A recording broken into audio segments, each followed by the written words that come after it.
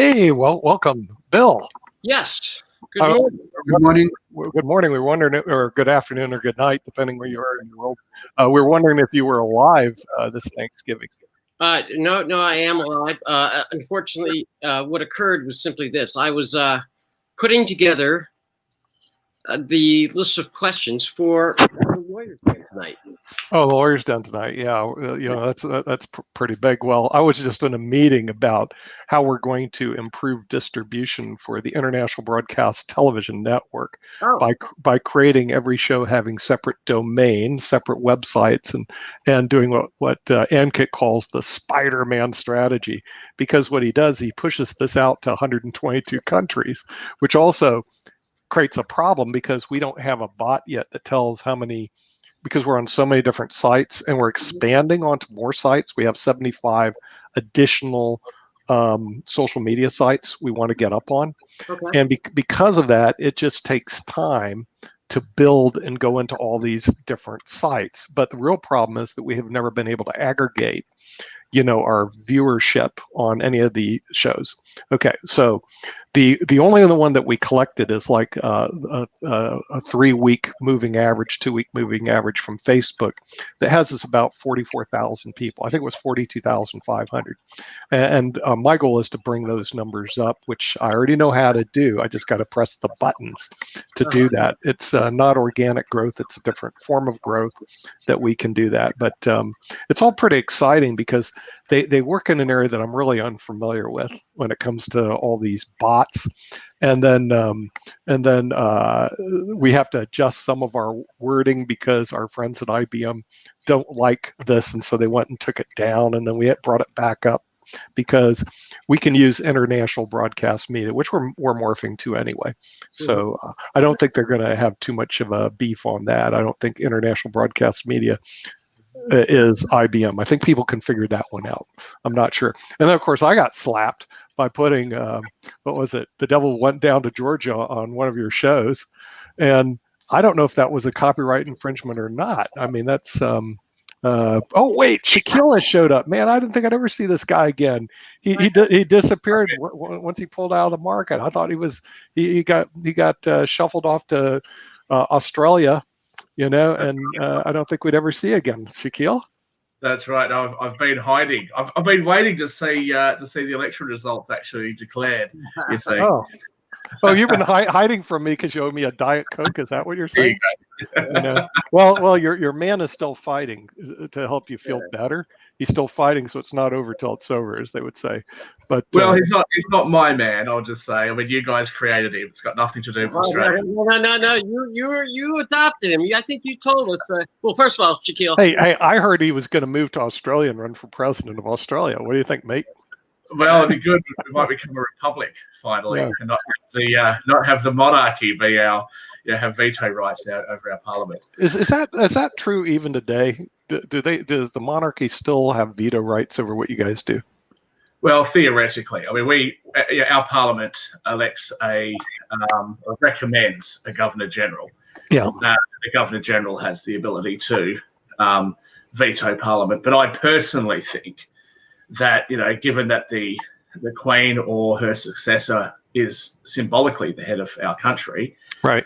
It's 2020. I think that countries have the right, and the citizenry of a country have the right to express their own national sovereignty and not be, subservient to a foreign country.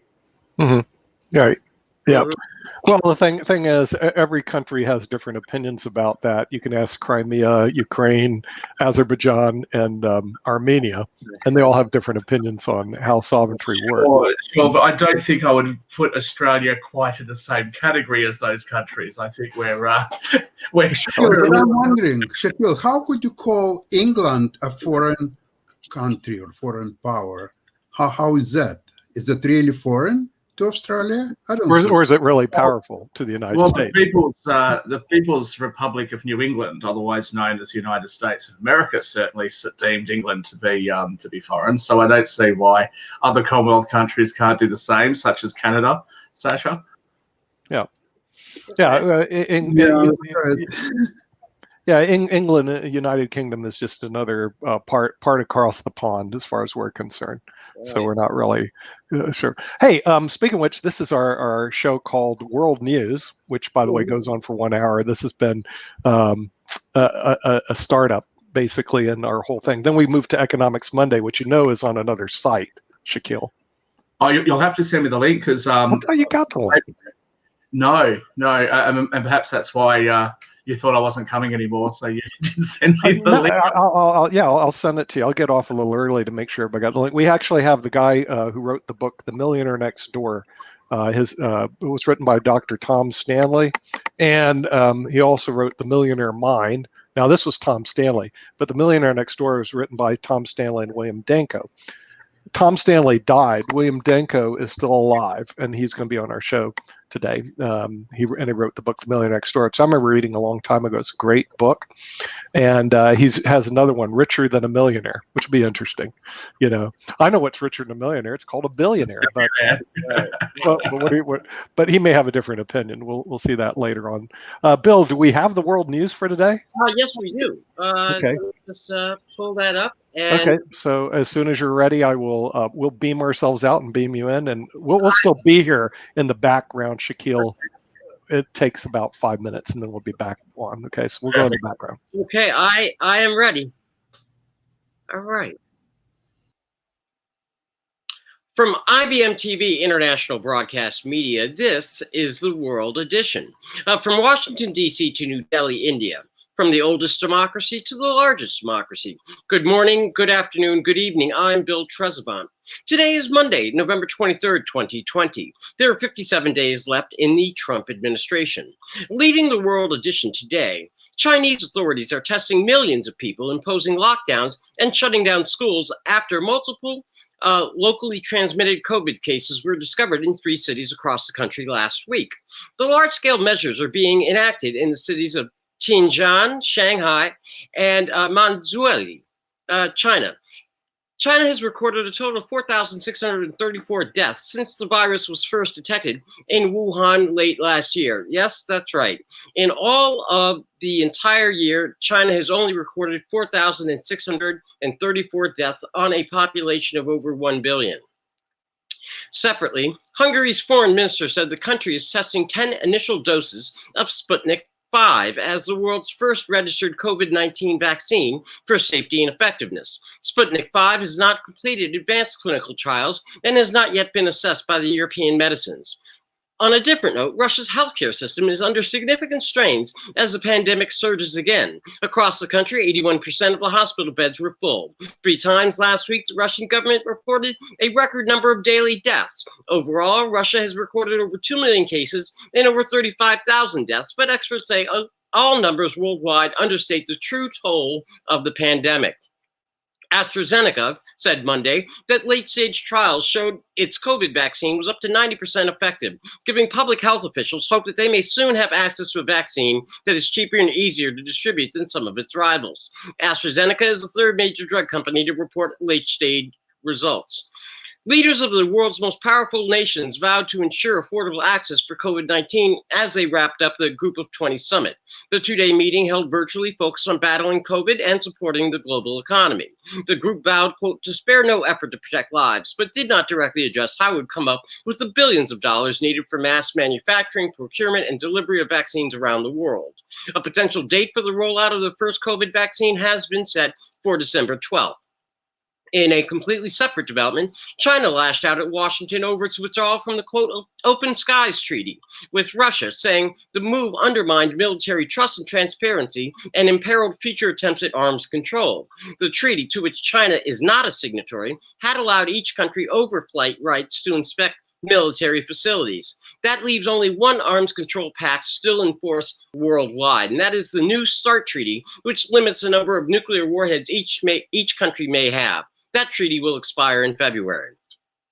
The Belarusian human rights group Banergee says that more than 300 people were arrested, many of them beaten by police during protests calling for the country's authoritarian president to resign.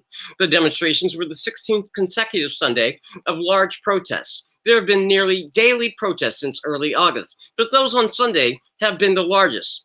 Throughout the protest wave, more than 19,000 people have been detained and thousands of them beaten.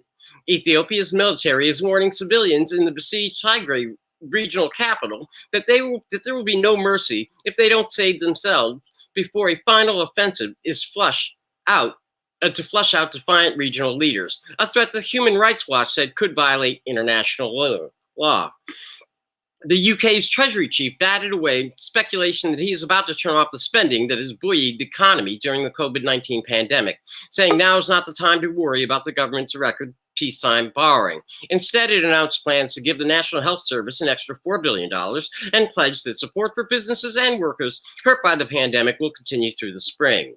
In the U.S., Joe Biden is set to make his first round of cabinet announcements. Anthony Blinken, a longtime foreign policy advisor, is expected to be Biden's pick for Secretary of State.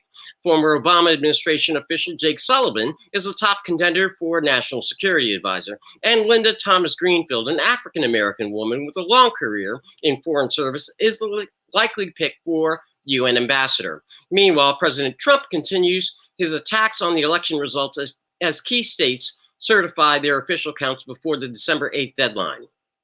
Next, two crucial pandemic unemployment assistance programs are about to run out, and they could leave 12 million Americans blowing in the wind just after Christmas. About 7.3 million independent contractors, gig workers, freelancers, and self-employed people will lose benefits by the Pandemic Unemployment Assistance Program. Beyond that, the Pandemic Emergency Unemployment Compensation Program, which provides 13 more weeks of payments after traditional state benefits are exhausted, is also set to expire. Some 4.6 million recipients will see these extra payments disappear unless Congress can hammer out extensions. And now the COVID report. The number of people dying from the virus across the country is also rising at a grim pace. The average number of Americans dying from the virus each day over the past week is now 1,467, according to Johns Hopkins. That is nearly a 50% rise from just 2 weeks ago. Regeneron, the experimental antibody cocktail, received an emergency use authorization by the US FDA. Around the nation, health leaders say family gatherings could lead to catastrophic new spread of the disease, but 1 in 3 parents say they think such gatherings are worth the risk. Finally, the COVID death toll from Johns Hopkins is over 256,798 American souls lost, with over 4,000 occurring just this past weekend, and 1,390,003 global souls lost. That is your World Edition for Monday, November 23rd, 2020. I am Bill Trezevant. Well, we brought everybody else back, so including our favorite Shaquille. Yeah. Got to have everybody back and throughout the world. But it seems to me that COVID has kind of taken over the United States, Bill. Would that be true? Yes, that is true. Okay. In many respects, particularly hard hit in the Midwest and the near West. So right. North but that's the United States, but it looks like it's also risen all throughout the world, not just the United States. Yes, as a matter of fact, and here's a bit of news on that point. Earlier, it seems like ages ago, but earlier this year, there was the debate between should we separate, socially distance, and wear masks. And there was one nation, Sweden, that chose not to. And they pursued that theory called herd immunity. And what they found now is they found that the herd immunity theory of battling COVID-19 has been a complete and utter failure.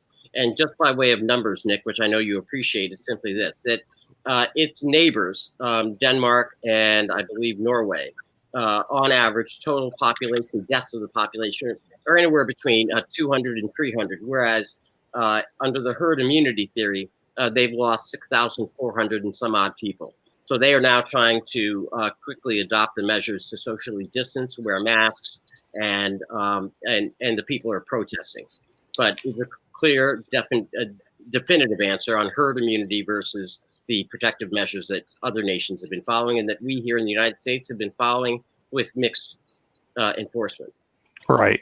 Shaquille, it looks like you're busy with the computer. Maybe you're executing a trade for billions of dollars. No, I'm sitting out for the moment. I've got all my trades hedged, and I've been fairly quiet while this election thing takes place in America. Yeah, but what are you guys doing about COVID down in Australia? Look, we've actually I think, coped relatively well. We've had one state that has had quite poor results. That's the state of Victoria. Approximately, we've had just over 900 deaths in Australia, 920 deaths, I think it is, and 810 of them come from Victoria, which about a quarter of the population lives in Victoria. So that's been pretty bad in Victoria, but for the rest of the country, that's been pretty good. Victoria has mostly now been recovered pretty well. They haven't had any COVID cases for a while now. That's really the same in New South Wales, which is the state that Sydney is in. Sydney hasn't had any cases for quite a while now, so we're beginning to see the state borders open up. Western Australia, which is where I'm originally from, is opening up its borders at the moment. We did have a little scare in South Australia, but that only lasted a couple of days, and they contained that. So I think we're weathering this pretty well, and it'd be nice to see a little bit more domestic travel. I think everyone's frozen on my side.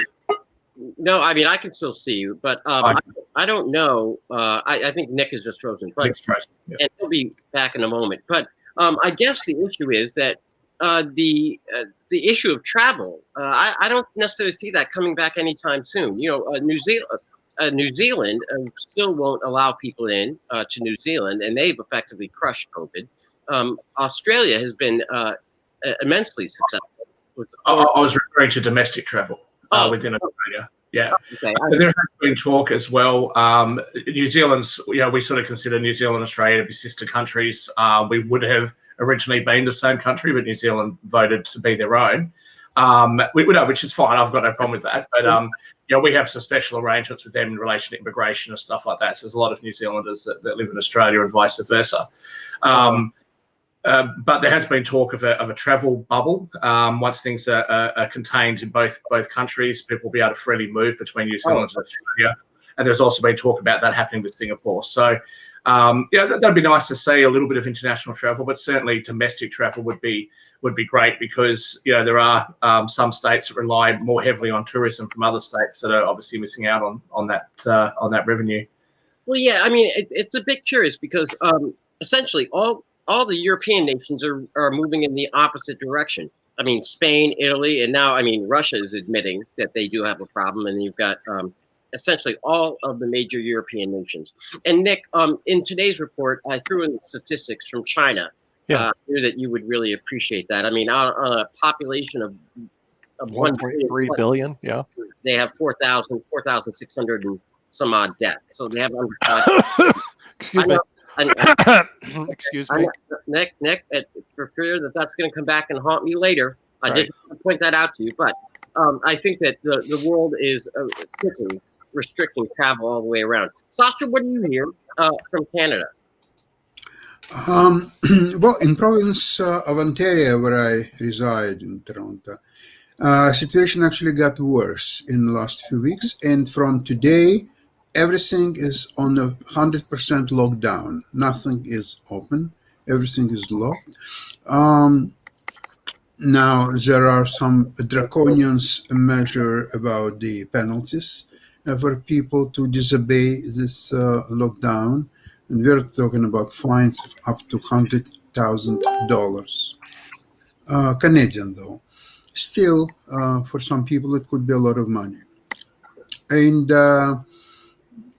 as the plan is concerned to make Ontario COVID-free by March or April next year, it's still attainable, but a very strict measurements of lockdown and enforcement of that lockdown are obviously in place, and that could help, but who knows? Okay, Nick, I'm going to come to you in just 1 second, but I just want to point out 2 things. And first is, obviously, along with these increases in the surge in the pandemic, they're closing down not only travel, but they're also closing down the economy and such. UK, in fact, is going to be spending $4 billion more, that was in the report, on their health services. And then we had the G20 summit close over the weekend, and just with vague promises of G20 assistance around the world. And it turns out that Trump didn't appear. He went AWOL. He went golfing again. Now, given that combination, all three things, what are your guests possibly going to be talking about today on Economics Monday? I mean, I believe Trump did appear briefly to castigate the entire G20 about pulling out of the Paris Accords, that climate change was a hoax, and he let everybody know it. Started to tweet while the representative of Saudi Arabia started talking. Or Right. So since he couldn't talk over people, he started tweeting over people. Now here's something I find interesting about Australia, where our mate Shaquille lives in. Okay, the population there's about 24 million people, sparsely populated with the size of the United States. Total coronavirus deaths, 907. Okay, very, very few deaths on such a large population. So I'm going to assume that your economy is completely in the trash, Shaquille. Would that be true in Australia? Well, our economy has been declining for the last couple of years anyway. But look, if it wasn't for the 810 deaths in Victoria, if that had a similar death rate to New South Wales, then we'd be talking about 100 deaths for the whole country. So, okay, but did you have to trash your entire economy to get to 800 deaths or 907? I don't know about trashing the whole economy. Look, there's been some things that have been costly as far as our debt levels are concerned. Mm-hmm. You guys, this is just a drop in the ocean. California can handle this, but our debt levels are now, reaching record highs at around $1 trillion, which is concerning for our nation. It's one of the things we have been declining for a little while, which is fair enough. We did very well in the decades since the Great Recession hit most of the rest of the world, and I think we're just in that down level at the moment. But I think we'll pop back up, and I think we'll do quite well when the world starts to recover. Well, why is it that people don't look up to Australia? I think with 900 deaths on a population of 24 million, people should be looking at Australia being a model of how to contain coronavirus, yet you guys are completely ignored. Why is it the world continues to ignore Australia? I think because us and our Antipodean neighbours in New Zealand are at the bottom of the world, down under. We get looked down upon, and that's perhaps why. No, look, I think to be fair, to countries in Europe and to the United States as well, you guys share land borders with other countries, and more so in Europe, where they share land borders really with the Middle East as well, and Africa is very, very close. Australia is a large island, neighboured by no other country, and same with New Zealand. So we do have some advantage when we restrict international travel, and that's been something that we have worked on even in peace times or non-virus times, when we're very strict on what sort of things come into our country when it comes to foreign fauna, when it comes to foreign flora. We're very, very careful about what comes in case it introduces a disease or a pest that we don't actually have in our country before. So okay, well then how do you account for Malaysia and Thailand not having a huge coronavirus, and they abut other countries? Well, I can't. I'm surprised actually with Thailand. I'm glad that they've done very well. Malaysia, I think Sharif would probably be a better person to ask. But certainly I think that those countries that have done very well, it's worth looking at what they did. Right. But also you have to look at certain countries like yours, where the states have a lot more control over what sort of restrictions they put in, as opposed to the federal government. Mm-hmm. Yeah, well, Thailand has a population of about 50 million. They abut other countries. Their total deaths reported 60. Mm. Singapore has done very well, which I was quite surprised about, but given that they're such a hub around Asia, there's so many people that fly in and out of there. So right. I was quite surprised to see the numbers in Singapore. Yeah, in Singapore. But what gets me, Shaquille, is the Pan-Asian countries. As we look at the demographics, Malaysia, Singapore, Thailand, Taiwan, Japan, South Korea, Australia, New Zealand all have very, very low coronavirus death rates. Now, who is not winning the war? Europe, the United States, India, Brazil. They have very high rates, and they all look to each other. In other words, the United States looks at Europe as a beacon. And why do we bother to do that? Why is it that we ostracize the Pan-Asian market space? What's the deal? What's going on there? Unfortunately, I can't answer that question, but it'd be very interesting, I think, to see what countries in Europe actually have the lowest rates, the lowest mortality rates from this virus, and see how they compare to other European countries. I think that'd be that would be interesting. Yeah, Sasha.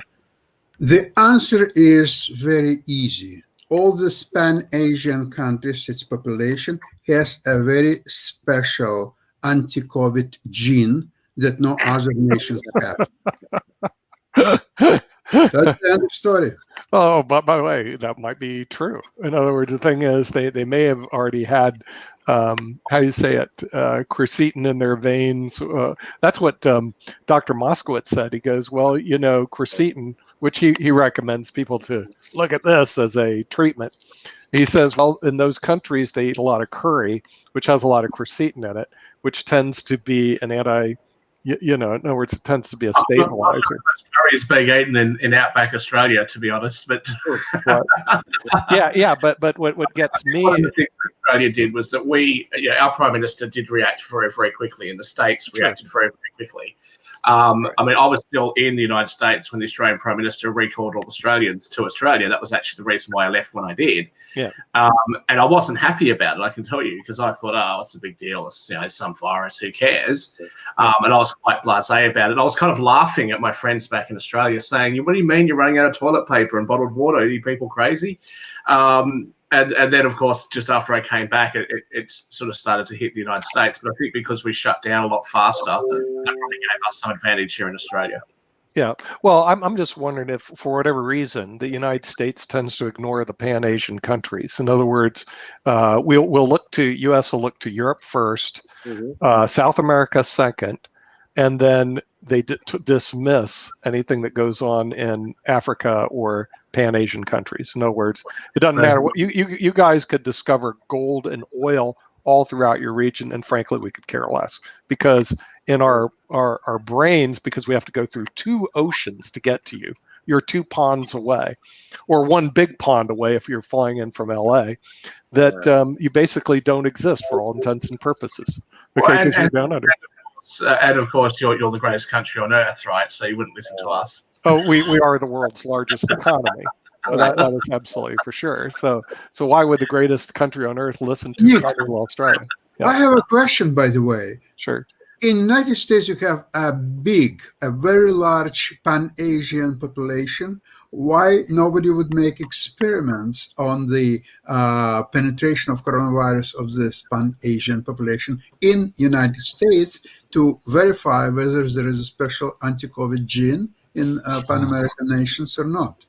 I don't know the answer to that one, because the thing is, to me, it's like that whole sector of the world is ignored. As a matter of fact, I think that Australia just entered into an agreement with China and Japan and New Zealand and created this RECP, or some regional economic compact. So in the United States, we don't care. We're still the world's largest economy. Yet, if you added all that up, that represents 30% of the gross domestic product in the world, which exceeds the GDP of the U.S. So why is it the U.S.? I'm just curious. Why we just, it's like we don't really care what goes on in Pan Asia. Well, I think that. Sorry, Phil. No, go ahead, Shaquille.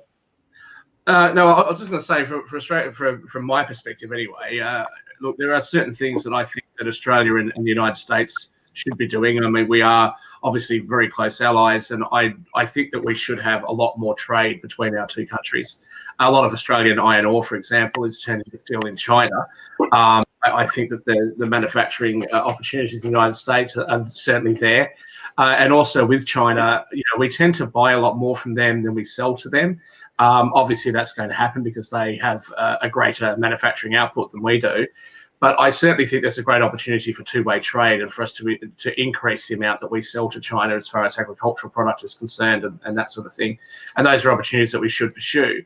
But I do think that perhaps the United States wants to start to really enter into trade agreements and encourage trade, but especially between countries that are allies, such as New Zealand, Australia, and the United Kingdom, being 5 wise countries that you don't share a border with.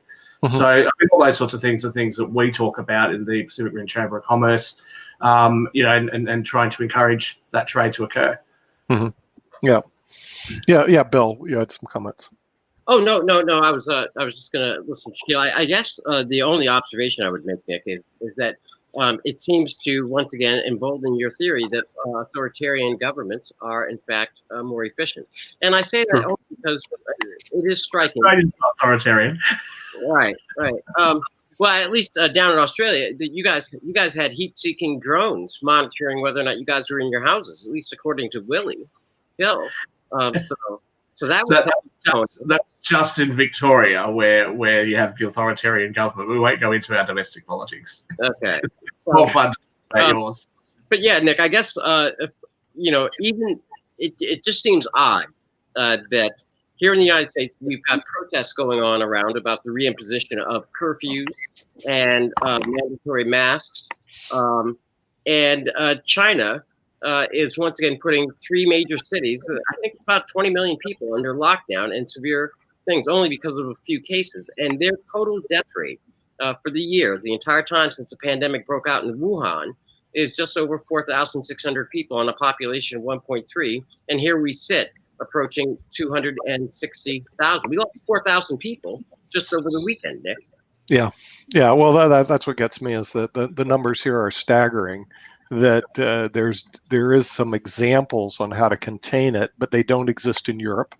They do not exist in Europe. As a matter of fact, Sweden, as you said earlier on the program, had a failed experiment. We actually predicted that on IBMTV, which is one reason we're keeping all of our records of our television shows. We predicted that Sweden would be a failure back in March or April. Seriously. And now they're finally proving that it is a failing strategy. We believe that the Pan-Asian communities were doing the right thing. In other words, in terms of how to contain the coronavirus, frankly, taking it seriously, Bill, which they do in South Korea, Taiwan, Thailand, Malaysia, Australia, New Zealand, and the United States. They were not taking it seriously, and they still don't take it seriously.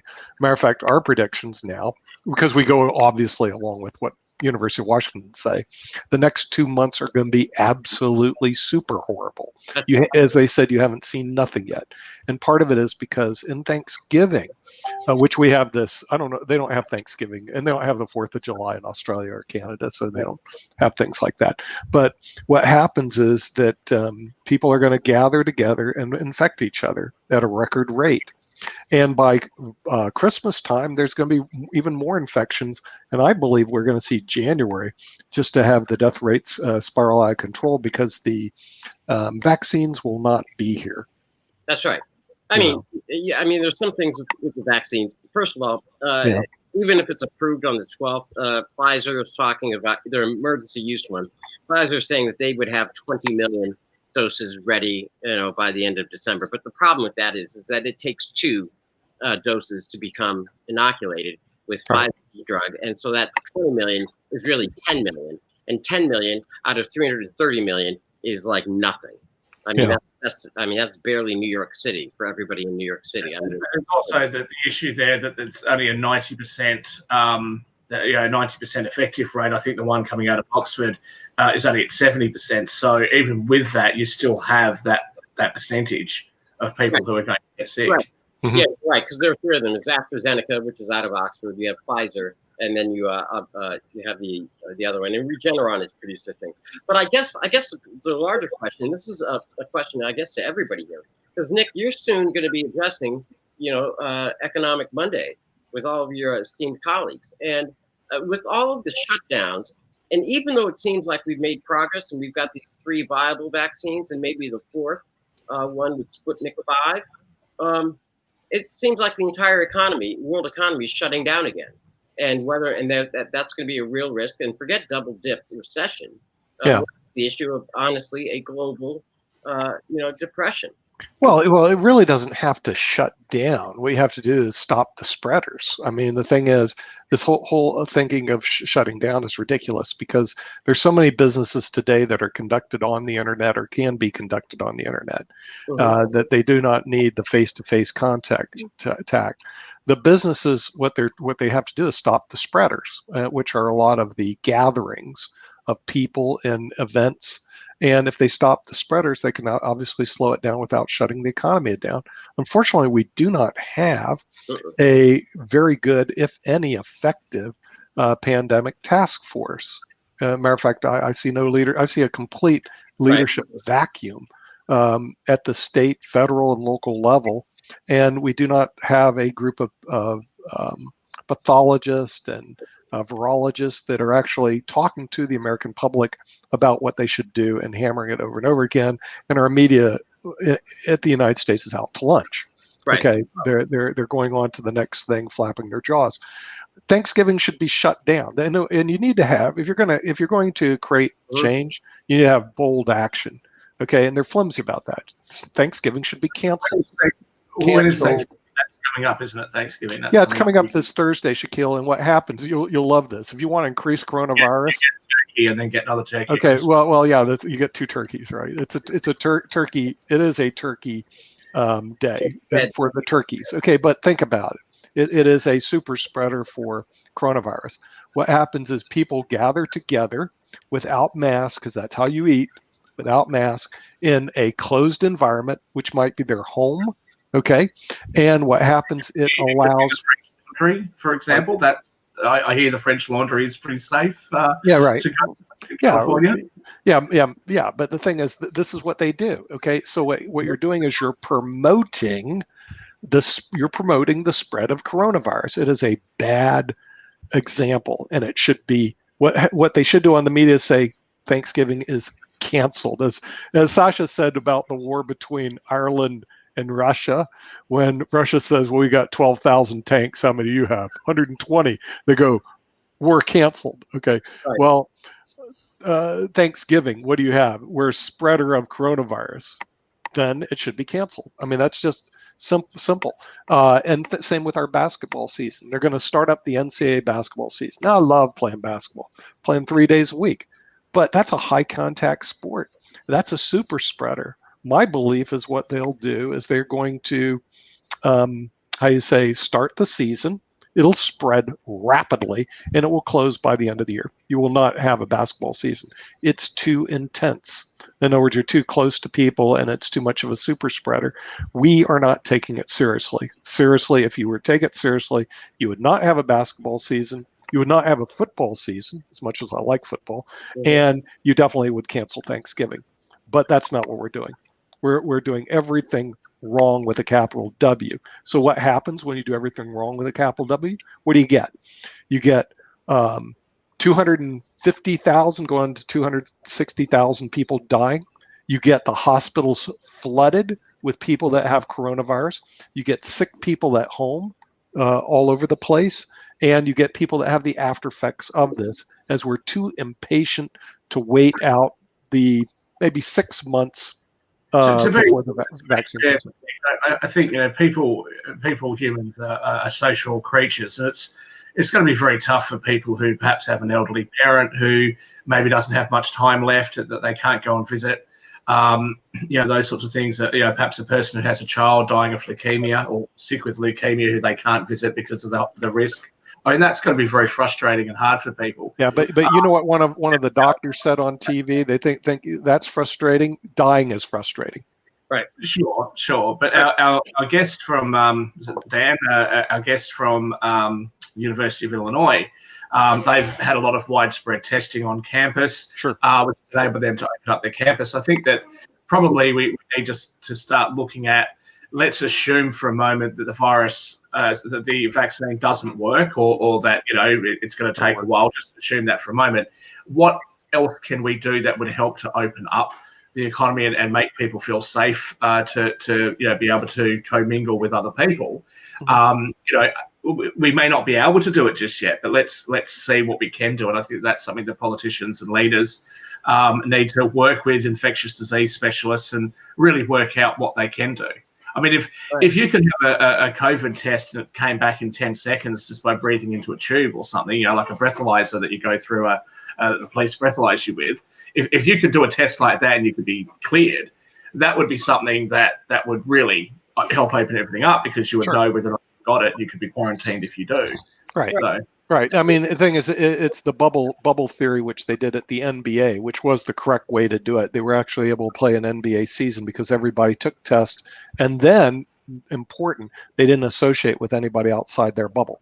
Okay, that would work, obviously, if you did something like that. I believe we have no real consistent approach like that in this country. We have no pandemic team, and we don't have anybody even looking at what you just described. But you're right. If there was rapid testing and everybody was clean, and they didn't go outside that bubble, because that's also very important. They go, well, I took a test. I'll go to a restaurant tonight and have dinner with my friends. See, that doesn't work because testing doesn't solve the problem. At the restaurant have had that same test, and so then you know that those people are. Yes, correct. If you had everybody who is certified clean together, then you're okay. But also we have a problem with the testing, because what happens is, from what I understand, that you take a test, we'll get you the results in 3 to 7 days. How does that work?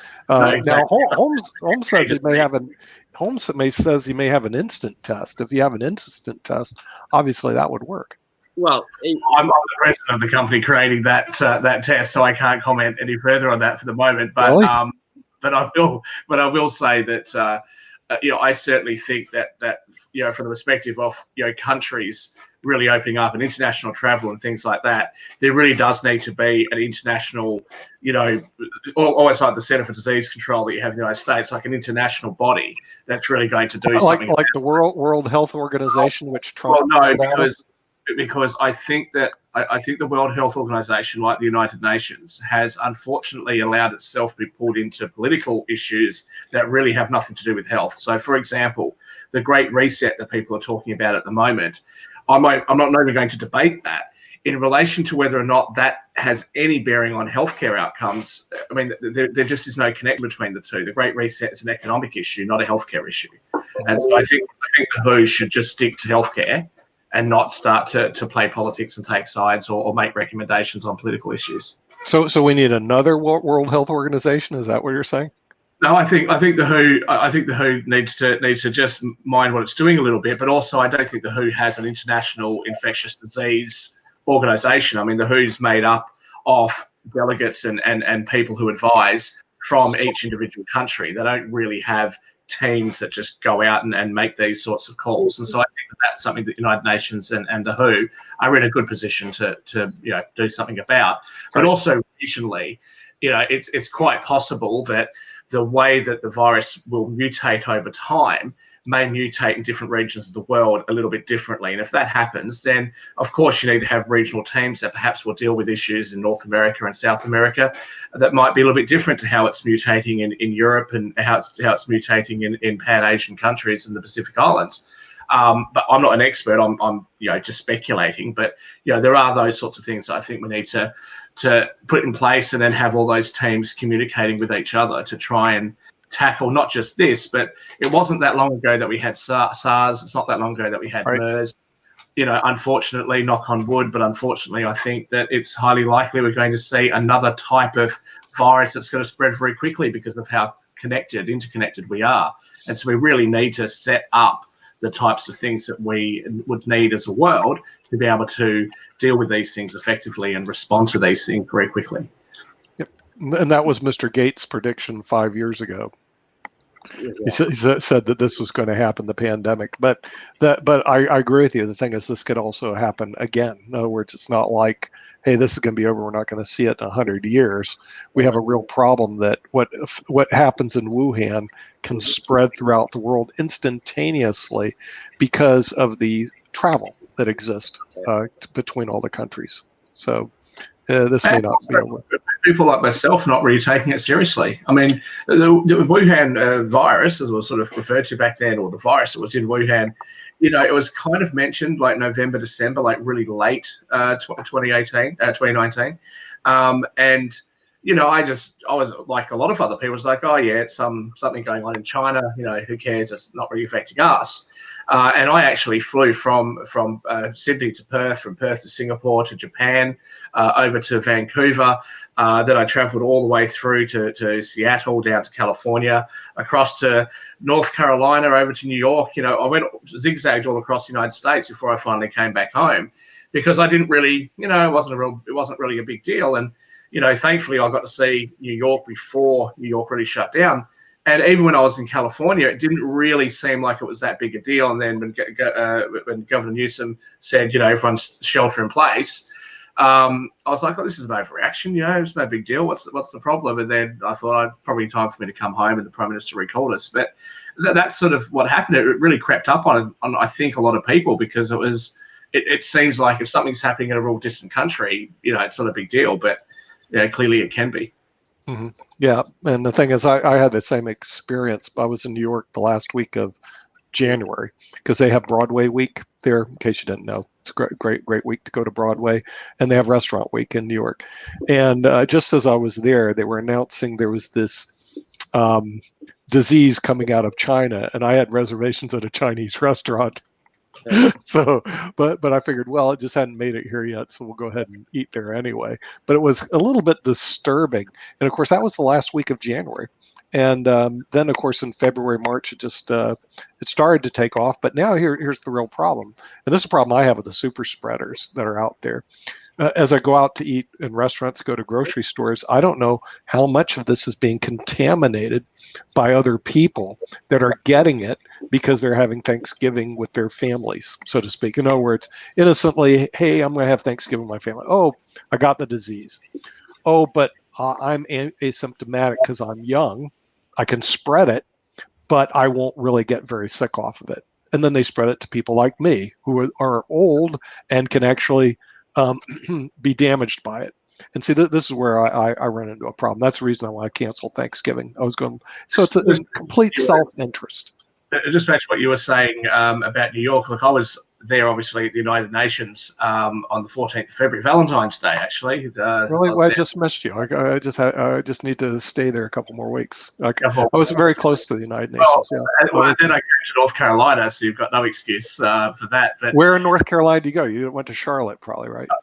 I went to Charlotte. Yeah. But when I actually went down to Georgia, and we were flying from Georgia across the United States, there was actually a man who came through, and he had like a whole big white jumpsuit on, the whole mask and the whole thing. And even at that time, this was, sort of towards the end of February at this point, everybody was laughing. The TSA was laughing. I was laughing. Everybody was sort of laughing at this guy, thinking you're a nut.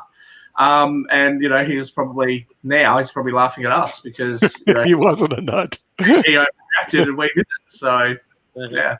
Right, he was a bit ahead of his time, because the thing is, the airlines were a super spreader, and I know they're trying to downplay it, but I don't see how they can do it unless they do rapid testing for everybody gets on the plane. I don't see that. See, I see that. Really safe because they replace all the air on the aircraft every 2 minutes, but still, you're in close proximity to other people, so. Sure. Yeah, right. Yeah. Unless they're tested, I just won't go on it, because unless they're tested, I can't be sure that the person next to me doesn't have coronavirus, and then I end up getting it because the person next to me have it. So, I just don't see the planes. And in the end, they could be tested fine 5 minutes ago, and then they just ran into a rental car person, and they get spread by that way, because this is invisible and you can't see it. It's quite easy for them to spread the coronavirus, and I just see that we're doing very little, if any, measures to stop it. In other words, it's almost like, okay, well. So what's your plan for eventual travel? Are you going to drive? Because it's an awful long way. No, I'm not going anywhere. I'm just staying here, dude. I mean, the thing is, what's wrong with staying here, playing chess on the internet, and watching Sasha's show on Wednesday? Investing in the stock market. I mean, there's things you can do which don't involve travel. So I'm just hanging out here, until this thing blows over. Okay, so it's going to be 6 months. Who cares? You can play chess on the internet for 6 months. I mean, I got my rating up back over 2,200 again. So what the heck's wrong with that? I mean, the thing is, I understand life gets in the way. Don't try to tell me that your rating will be higher than mine, please. Well, I've always been over 2,200. The thing is, sometimes I drop below and go into 2,100, and I was going like, but if I play a lot, I get back over 2,200. So I'm back over 2,200, and I feel pretty good about it. But that's what you do. 1,600 at the moment on chess.com. But I just want to say, a few weeks ago we talked about my dog having won the big race, and I was actually out and security ran over, Yeah, we've just won $1 million on a dog race. It's like $30,000 a second. And security has run over and said, oh, we all need you to sit down. I'm like, how am I supposed to sit down? I've just won $1 million. But I don't actually understand the theory. I don't know if they do that in the United States, but you can't stand up. You have to sit down. Is sitting down giving you some sort of immunity to the coronavirus? I don't actually even understand correctly there. I don't know. You know, well, the thing is, winning $1 million in a dog race is much better than you could ever do playing chess. I can assure you on that. It just shows where the priorities are. You know, you can forget that. Instead, win the $1 million at the dog race, but forget playing chess or anything else. But yeah, so I just go, okay, we just change our behavior. You know, you don't travel. I am planning to travel, but the thing is, all these plans are contingent on this vaccine, because I want to go to Hungary in June, because they have the NAPT meeting in Hungary. And so I'm looking at all the air flights and the hotels. I was going to hang out in Europe for about a month, going to Hungary, Vienna, Prague, you know, just check. I think we're a very lucky group, because we have incomes and assets that aren't wholly reliant on us, you know, perhaps going to work in a factory or driving a bus or those sorts of things. And, you know, my heart really goes out for those young people who in your country have just graduated, you know, in the summer, and in my country that are about to graduate this year, who can't go to the prom, who can't, you know, do all those things that, well, I didn't do it, but all those things that young people do when they finish high school. So, right. Yeah. They're totally destroyed, Shaquille. I mean, the thing is, they graduate with student debt and no job opportunities. That's not from high school. Not from high school, I don't think. No, they graduate from college with large student debt and no job opportunities. Unless I'm missing something, maybe I should re-enroll at university. Do they have college proms? I'm not sure. I don't know. I never went to any of my graduations because I was a complete what they call it, intellectual snob. So after I won all the awards in middle school, I graduated from high school. Didn't go to that. I got an AA, BA, JD, LLM, and MBA. Never went to any of those graduations. I went like this. But that was me. I don't. I hear a lot of people go to it. And they march through their graduation thing. I was a complete snob, so I didn't do any of that stuff. Maybe I should have. Who knows? But it wasn't really that something. Well, this is what happens with these trust fund kids, right? This is what they do. They just, listen, Shaquille. It's expected. We're entitled. You don't understand entitlement and expectancy. We're not like the rest of the world. You're just going to have to deal with that at some point in time. But I'm good. I work my way up, so that's fine. Yeah, I know. I really sympathize for people that do that. I mean, I'm really impressed. Okay, because it's much easier to be given the hand than actually have to go out and get the hand. But that's my opinion. I think what Bill and his fans in in government, or soon to be in government, are trying to do, make sure that nobody has to work their way up. Right. Well, the thing is, they're being given to all by the government. You know, I don't mind at all. I mean, you know, but by the way, I mean, it's my tax dollars just as much as it's anybody else's, and so why not give it away? Hey, listen. All I can say is Bill has no problem giving away your money, Shaquille. Just remember that. In all fairness to Bill, Nick, given what you and I do for a living, it's probably his tax dollars he's giving away, because I know I'm not paying it. You're heading to Switzerland. Hey, while you're heading to Switzerland, I'm going to be heading to Economics Monday, and you do have the invite to that, and we're going to have Dr. William Danko on, and so I'm going to be heading off because I got to get started on that show, because that's going to start in about 5 minutes. Hopefully we'll see you on that, Shaquille. I sent the invite out when my computer went down, so hopefully it won't get down again, but I'll see you on that show, and I'm going to leave for right now to get ready. Okay. Thanks, Nick. All right. Well, there we have it. So, Shaquille, your thoughts 9 days or 10 days or 2 weeks post-election?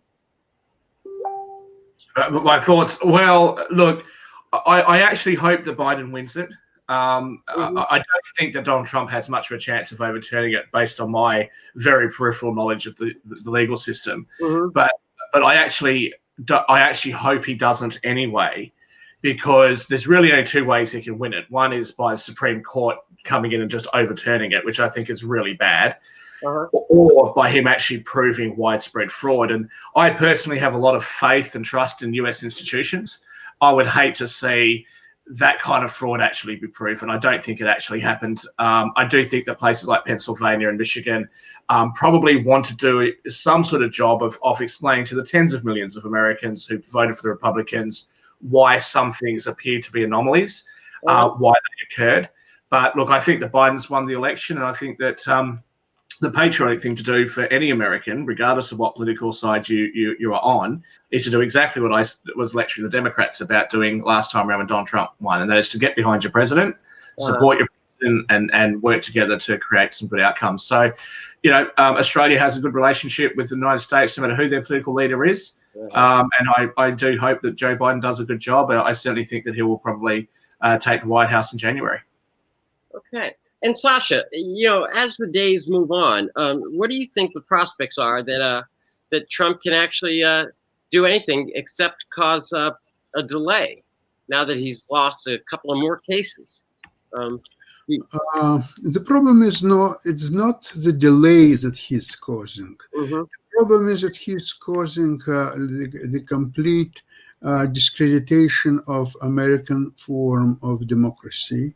There are several scenarios that if Trump would be intellectually challenged and wouldn't be so lazy, he indeed could cling on to the power, and he would immediately have actually another 4 years presidency. That did not happen, and now perhaps it's a little bit too late what he's trying to do. But the damage was done and still being done. That's obvious to me. Yeah. So, listen, this was a great show as we ease into a Monday week. Do you guys have any thoughts about what's coming, about what we might expect for this week? Just like a 1 week prediction. So let's say the most outrageous thing you can come up with that may happen over the next 4 days. Shaquille, you want to take a stab at it? I think that some of Trump's challenges may end up being escalated into the Supreme Court, and I think that most of them will be dismissed by a Republican majority Supreme Court very quickly. Oh, okay. Sasha? I was about to say the same thing, but Shaquille, I'm not prepared to challenge Shaquille or even try to repeat what he's already said. Well, I think that the escalation of the Trump's challenge will have a place. Part of it will be what's just Shaquille mentioned. I'm not so certain if he will somehow get into Supreme Court. I'm not so certain the Supreme Court will rule against him. Okay. I have the opposite view. I think he has a problem to get there. But once he'll be there, I think the Republican majority in Supreme Court will wait out. Okay. I can't remember the name of the man who said it. It was a senator, a Republican senator, who said something along the lines of, actually, the Congress can reject the Electoral College votes and that sort of thing. So I don't know the intricacies of the law as to how that applies. But once again, I would say that anything along those lines is potentially a very slim possibility, but potentially a pathway for Donald Trump to navigate back into the White House. But I think that would be a terrible thing for the United States, and it would probably shake the world's confidence in U.S. institutions, and it would keep that divisiveness going on. So I don't think that's healthy. But there is something else interesting going on. No, Sasha, we're tight on time. Oh, okay. Time. And Nick will get mad if I don't send everybody promptly. Bill's turn to his predictions. Economic Monday. So, once again, gentlemen, thank you. Sasha, thank you. And it's good to see you again. And thank you, Shaquille. And for all of us here at International Broadcast Media, this has been the World Edition. Have a great day. Have a great week. We'll check back soon.